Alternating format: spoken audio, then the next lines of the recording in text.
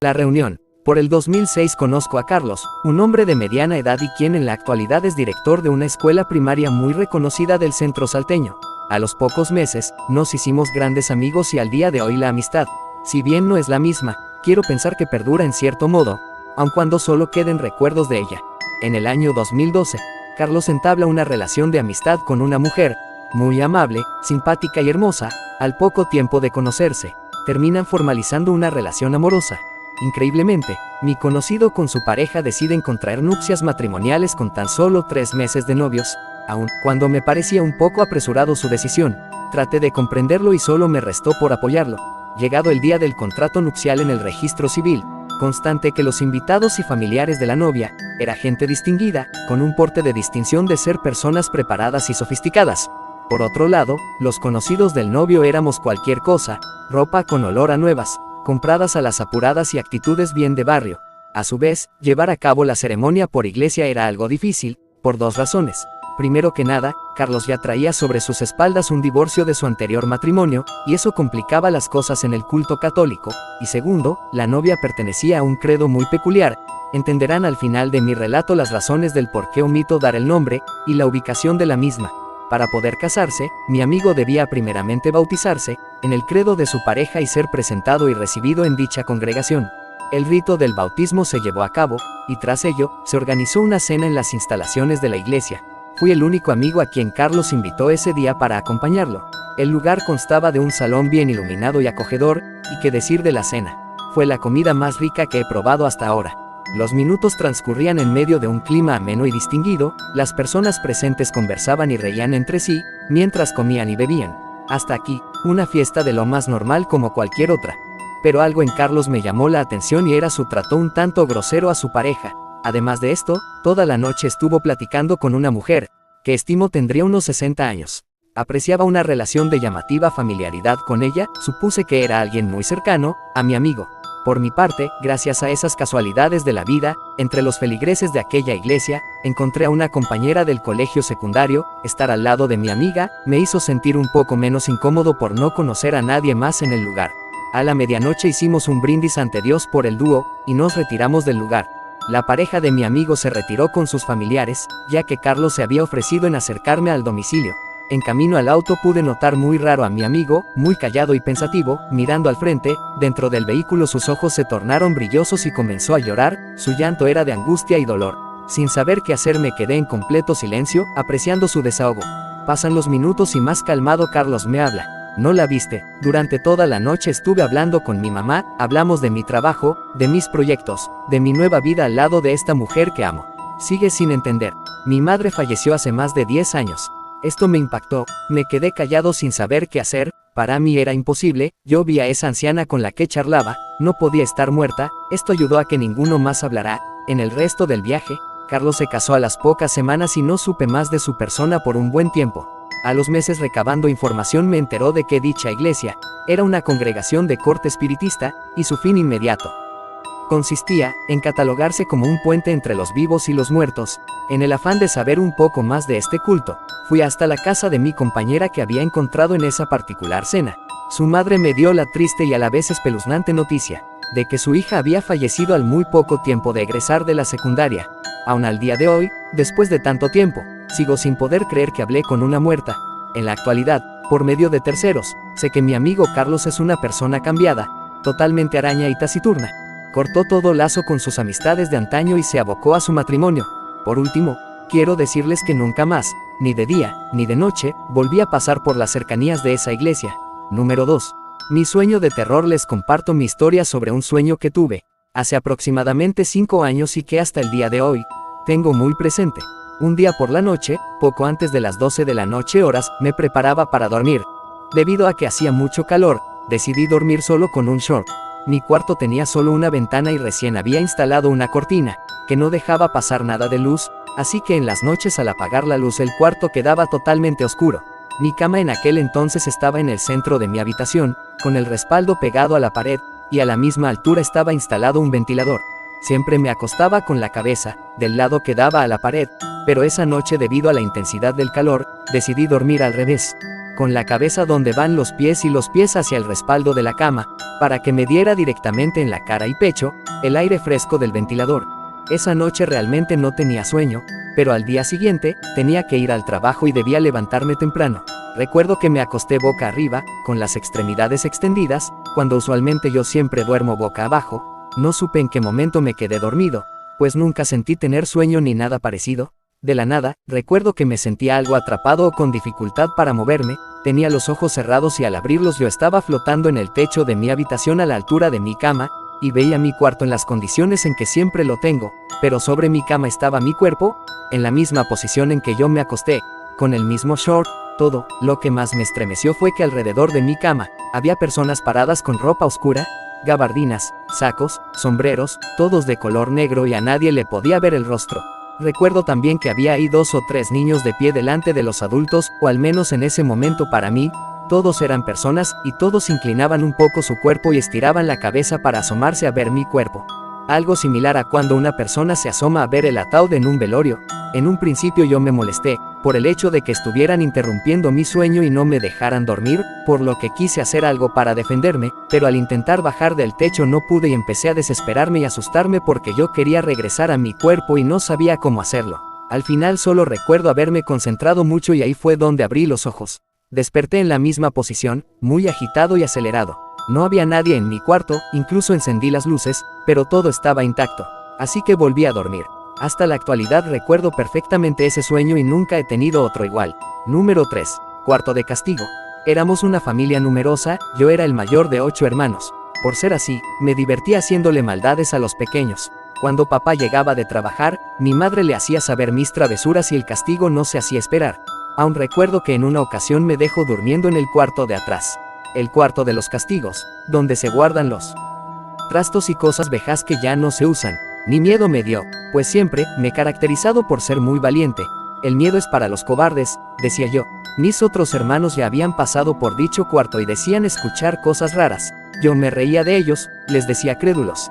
El día que me tocó a mí, como allí no había cama, ni sillón, ni nada, me dispuse a acomodarme en un rincón a la espera de las cosas aterradoras que según mis hermanos sucedían allí. Se me dificultó conciliar el sueño, lo supe al contar cada una de las manecillas del reloj. Ese ruidito traspasaba las paredes. En fin, ¿qué más podía hacer? Me reía al imaginar los ruidos espantosos que saldrían de algún lugar de aquel cuarto. Nada pasaba y nada escuchaba hasta que de repente ¡bum! Sentí un espantoso estruendo como cuando se viene abajo un techo. De inmediato desperté y encendí un cerillo que tenía en el bolsillo, pero no pude ver nada. Seguí durmiendo y al instante vi cuando salió de la pared lo que pareciera un hombre, su rostro lleno de sangre y su cuerpo lleno de rasguños, al parecer ocasionados por él mismo. No lo voy a negar, palidecí, enmudecí y todo mi cuerpo se puso helado como si estuviera en un refrigerador. Aquella cosa se me acercó y yo quería que se abriera la tierra y me tragara, pero eso eran solo ilusiones mías, porque la realidad era otra. Esa cosa con aspecto de hombre más se acercaba. En ese momento descubrí que no era tan fuerte como solía decirlo, no podía gritar porque las palabras no me salían, no podía correr porque estaba tieso del frío que emanaba aquella cosa. Lo único que pude hacer fue esperar a que sucediera lo peor. Sentí que mi corazón se detuvo hasta que él se compadeció de mí. Me dijo, si me ayudas vivirás, de lo contrario, morirás. Esas palabras me dieron un poco de alivio, aunque seguía muy asustado porque no sabía qué me pediría. Muerto del susto, le pregunté qué podía hacer por él y su respuesta me dejó atónito. Me dijo, mañana, cuando tus padres no estén en casa, entra en su cuarto y ve a la cajita a la que mamá no te deja meter la mano y tráeme una llave dorada que allí encontrarás junto con un frasco que pareciere ser loción. Ah, y eso sí, no te olvides de hacer una travesura para que tengas que volver. Si no vuelves date por muerto. Yo aún sin poder respirar le dije que sí con un movimiento de mi cabeza. Así como él me lo ordenó, lo hice y efectivamente en la cajita aquella estaba la llave y el frasco aquel.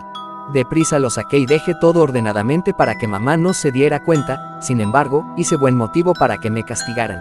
De nuevo estaba yo en el cuarto de trastos viejos esperando que apareciera aquel ser extraño. Me dormí hasta que sentí de nuevo mi cuerpo helado y ahí estaba él. De inmediato le entregué lo que me pidió, sin poder hablar porque de nuevo había enmudecido. Vi cómo se puso su anillo y cómo aplicaba la loción en su cuerpo totalmente rasguñado y ensangrentado. Su aspecto fue cambiando de una manera increíble, ya no daba miedo al verlo, pero seguía siendo un ser sobrenatural. Yo volví en sí y él me contó la historia, su vida. Fue víctima de un hechizo por parte de una malvada bruja que se enamoró de sus encantos físicos. Siempre lo sedujo, pero nunca obtuvo respuesta positiva de su parte.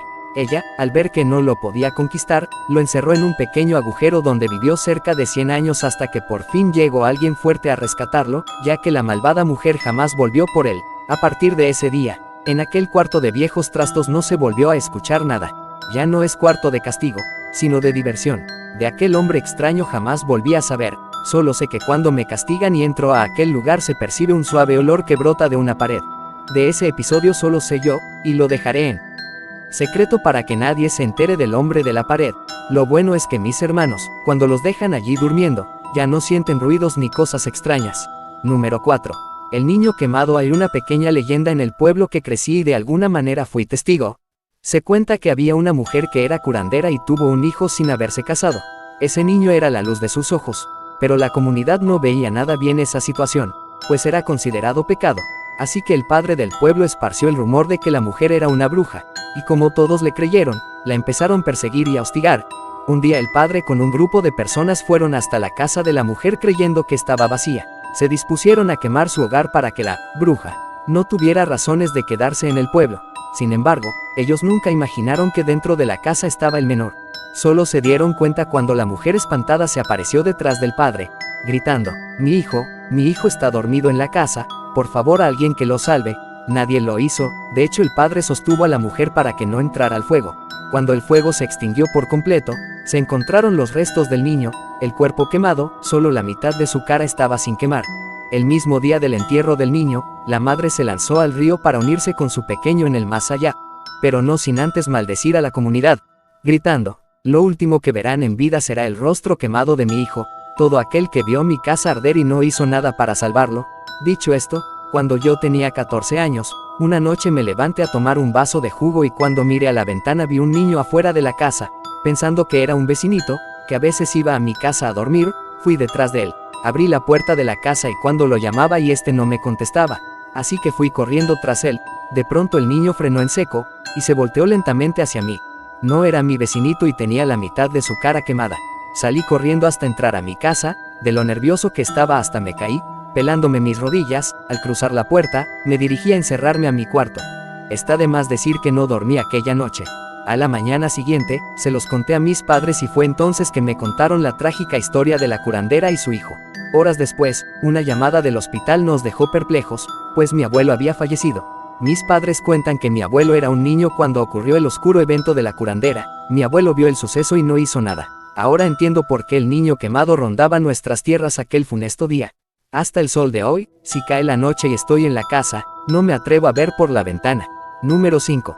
Leyenda de la descarnada. Esta es una leyenda poco conocida, pero sin duda escalofriante. Hace mucho tiempo, en un pequeño pueblo a las afueras de Tenochtitlán, habitaba un valiente y célebre guerrero con su esposa. Ella no había podido darle aún descendencia, y eso fue suficiente para ser despreciada por todas las personas del lugar. Según las tradiciones de los ancestros, cuando una mujer era infértil debían expulsarla de la comunidad para evitar que su mal se esparciera sobre los demás, causándoles desgracias. Afortunadamente, su esposo era bueno, la amaba profundamente, y evitaba a toda costa que la mandaran al exilio, pero no pudo protegerla siempre. Él fue enviado a la guerra. Justo en ese mismo día ella descubrió que por fin había sido favorecida con un embarazo. Corrió, intentando alcanzar a su marido para darle la noticia. Pero, las demás mujeres querían cumplir su tradición, la apedrearon a la salida del pueblo, matando el retoño que apenas crecía en su vientre. Tirada casi inconsciente, con un inmenso dolor en el corazón por haber perdido aquel regalo de los dioses, les rogó que la ayudaran en su venganza. Sus plegarias fueron escuchadas y le concedieron el poder de arrancarse la piel y despojarse de sus carnes para aterrorizar a aquellas mujeres y después matar a sus hijos. Terminado el acto atroz, podría de nuevo vestirse con su apariencia normal y así evitar cualquier tipo de sospechas. En 7 noches logró acabar con muchas de las mujeres que la apedrearon. No tuvo más tiempo porque su marido volvió de la guerra. Su tarea no estaba terminada aún, así que a pesar de que su esposo había vuelto, una noche se levantó a continuar con su reinado de terror. Salió de su choza y por allá entre los árboles, se quitó la piel y la carne como todas las noches, ignorando que su marido la había seguido con cautela gracias a sus dotes de guerrero. El hombre estaba ya espantado al ver a su esposa despojarse de la piel con facilidad, dejando expuesta la carne viva y sangrante, para después deshacerse de ella también. La imagen de por sí era aterradora, y aumentó al verla realizar aquellos actos de tortura sin remordimiento alguno, contra aquellas mujeres que le había robado el mayor anhelo de su vida. El guerrero no podía soportar el sufrimiento de ver a su mujer convertida en un ser maligno, así que se dirigió al árbol donde había escondido su piel, la tiró al suelo y la llenó de sal. Al regresar de su cacería, la mujer se puso la carne, después la piel, pero la sal le quemó todos los músculos, causándole un dolor tan inmenso que ella terminó muriendo, retorciéndose de agonía, despojada de su carne con los huesos expuestos, fue donde recibió el nombre de la Descarnada. Después de su muerte se escuchaban aterradores alaridos y lamentos cuando una mujer daba a luz, que la gente atribuía al espíritu de aquella mujer, que envidiaba a todas aquellas mujeres que tenían lo que a ella le fue arrebatado con tanta hazaña. Nunca nadie había vuelto a ver a la Descarnada, solo se podían escuchar sus gritos, pero hace algo de tiempo un grupo de hombres vio en los senderos que hay en las faldas del Popocatépetl, una figura humana, sangrante, con la carne a plena vista, sin piel que la cubriera, que caminaba mientras gritaba con un dolor profundo. Si te gustó el video, no olvides suscribirte y activar la campanita, para más notificaciones de mis nuevos videos. Quiero dejar un saludo para Mario RJ 2002, Andersuki Rivera Marín, Caro Filadelfia y por último Roger, apóyame suscribiéndote al canal.